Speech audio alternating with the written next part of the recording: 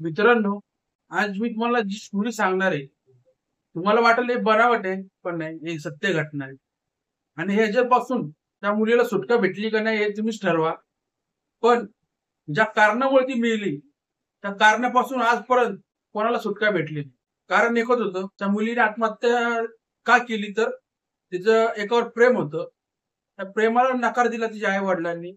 कारण एकच होतं, कारण त्या मुलीची जात वेगळी होती. त्यामुळे तिने राहत्या घरामध्ये आत्महत्या केली. ती कोणाच्या आधामागे पडत नव्हती. तिचे 4-5 मित्र होते. ती कोणाला काही तिला काही घेणं-देणं नव्हतं. त्या मुलाला तिने पटवलं, त्या मुलीला पटवलं. ती मुलगीचं काही घेणं-देणं नव्हतं. ती पटली. चांगलं रिलेशनशिप झालं त्यांच्यामध्ये.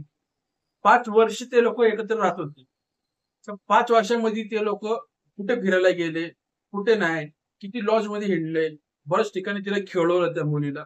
नंतरनी तिला घरामध्ये बोलवून आणलं आणि तिच्या आई-वडिलांकडनं प्रेशर टाकलं त्या मुलानी. त्या मुलाला पण लग्न करायचं नव्हतं आणि म्हणलं, की "तू आमच्या जातीमध्ये बसत नाही आणि असं जर लग्न केलं, आम्ही तुला घरात घेणार नाही."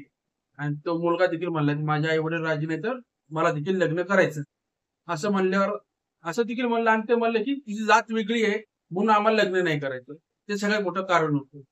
असं म्हणल्याच्यानंतर ती घरी आली आणि तिने घरामध्ये आत्महत्या केली. तर घटना घडलेली आहे कोल्हापूरमध्ये. तर मित्रांनो, नमस्कार. मी नितीन बसवडे पुन्हा एकदा क्राईम स्टोरी घेऊन आलेलो आहे. ही क्राईम स्टोरी एका जातीमुळे घडलेली आहे.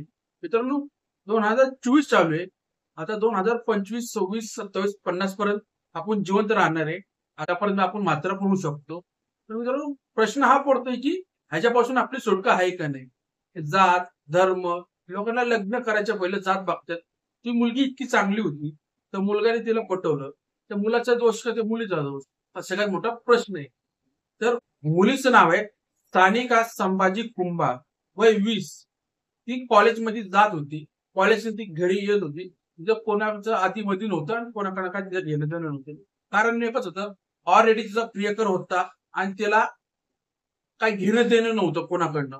म्हणून ती कोणाच्या पटली नाही. तिला कोणी पटवलं, तर ती प्रियकराला सांगायची, की "हा मला लाईन मारतोय, ह्याला सांग ऑलरेडी माझं एक बॉयफ्रेंड आहे आणि लाईन नको मारू." जर तिला कोणी प्रपोज केलं सानिकाला, तर ते म्हणायचं, की ऑलरेडी ही माझी गर्लफ्रेंड आहे, तिला पटवू नको. त्याचं प्रियकरचं नाव आहे रोहित उर्फ अक्षय रंगराव मुसळे. हा त्याचा प्रियकर आहे. त्याचं पण वय 21 आहे आणि तो शिक्षण घेतोय. शिक्षण घेता-घेता हिला पटवलं ह्यानी आणि ते काय कॉलेजमध्ये शिक्षण घेत होते कोल्हापूरमध्ये. ते लोकं कोटळ तालुका कर्मवीर या ठिकाणी राहत होते. त्या ठिकाणी त्यांची ते लोकं प्रेमात पडलेले आहेत. प्रेमात पडल्याच्या नंतर ते लोकं रिलेशनशिपमध्ये राहिले. 5 वर्ष ते लोकं एकत्र राहिले.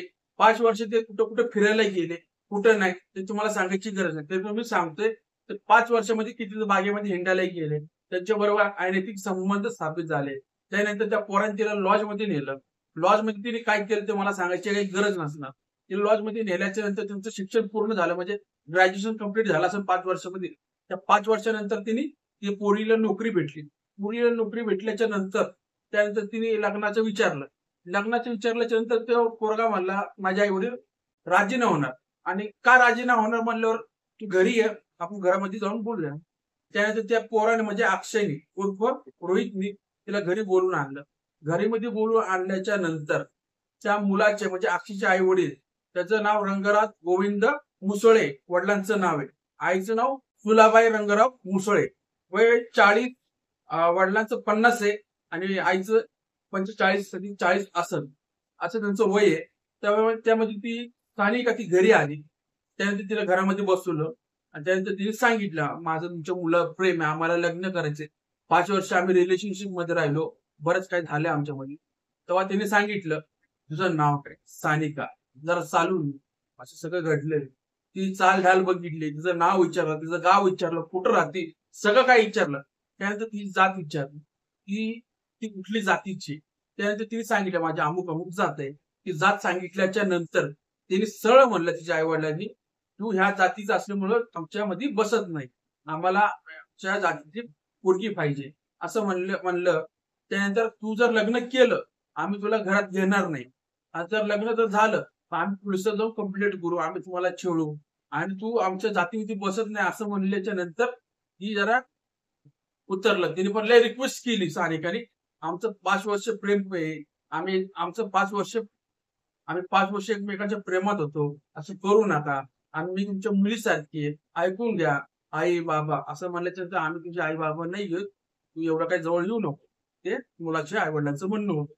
असं म्हणल्याच्या नंतर तिला खूप समजून सांगितलं की ते लग्न बिग्न ते विसरून जा, तू आमच्या जातीमध्ये बसत नाही. त्यानंतर तिला घरी बोलून त्याला धमकी पण मारण्याची दिली होती. तर लग्न जर केलं तर तुला बघून घे, तुला हे करेल, तुझ्या आईला हे करेल, बापाला हे करेल, असं म्हणलं. असं म्हणल्याच्या नंतर ती घरी आली. म्हणजे मुलगा तिला घरी सोडायला आला. घरी सोडल्याच्या नंतर त्या मुलाने पोस्टेबल सांगितलं की माझे आई वडील राजी होणार, माझे आई वडील लग्नाला राजी नाही तर मी राजी नाही. असं म्हणल्याच्या नंतर ती काय बोललीच नाही. कारण एकच होतं, कारण तिला तिच्या मुलाच्या आई वडिलांनी भरपूर काय बोललेलं होतं.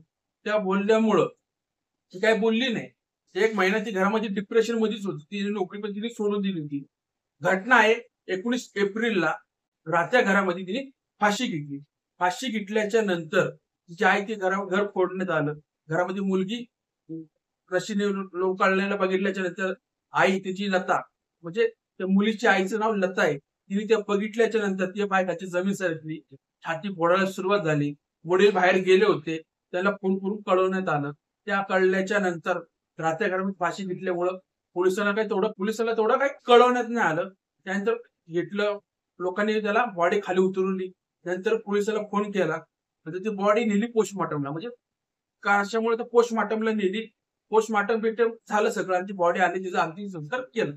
आणि ते 3-4 दिवस हे सगळं कार्यक्रम झाल्याच्या नंतर मुलीचं तिची आई म्हणजे लतानी पोलिसात गुन्हा दाखल केला. पोलीस स्टेशनचं नाव आहे कर्मवीर पोलीस स्टेशन. या हद्दीमध्ये ते येणारं पोलीस स्टेशन होतं. ती जाऊन कंप्लेंट केली. अक्षय मुसळे, रंगराव मुसळे, तुलाबाई मुसळे यांच्यावर गुन्हा दाखल झाला. त्यांनी माझ्या पुरीला धमकवलं, माझ्या पुरीची जात काढली, त्यांनी बरंच काही तिने दबाव टाकला माझ्या मुलीवर, अशी तिने कंप्लेंट दाखल केली. असं म्हणल्याच्या नंतर पोलिसांनी एक प्रश्न विचारला, ते सगळं तुम्हाला कसं माहिती? तेव्हा माझी मुलगी घरी आली होती. तेव्हा तिचं प्रेम प्रकरण तिच्या आई वडिलांना माहिती होतं. कारण अक्षय आणि सानिकाचं 5 वर्ष रिलेशनशिप होतं. ते सानिकाच्या आई वडिलांना माहिती होतं.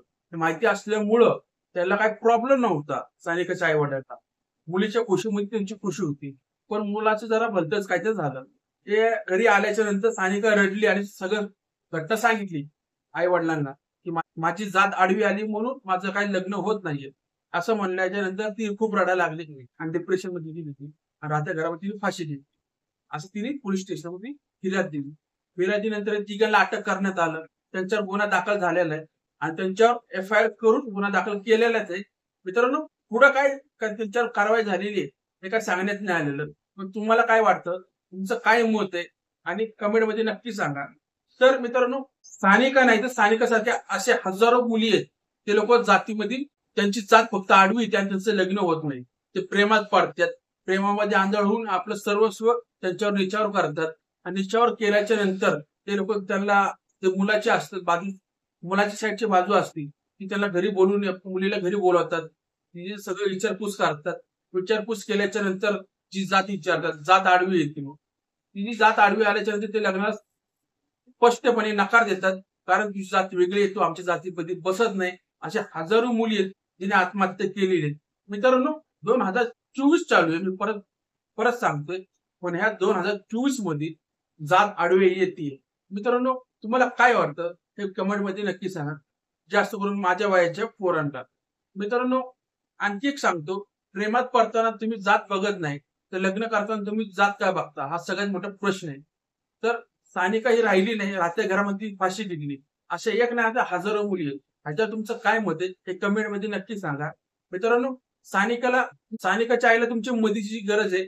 अजून केस पेंडिंग आहे. काय झालं काय नाही हे माहिती नाही. कोल्हापूरमध्ये घडलेली घटना आहे. आपलं युट्यूब, गुगल यांच्यावर सर्च मारा, तुम्हाला सगळं काही भेटल. तर व्हिडिओ भेटला नाही तर तुम्हाला ते फोटो, मी तुम्हाला फोटो दाखवते, ते फोटो बघा आणि याला न्याय मिळलाच पाहिजे एवढंच म्हणतोय. पुन्हा भेटेन. नमस्कार.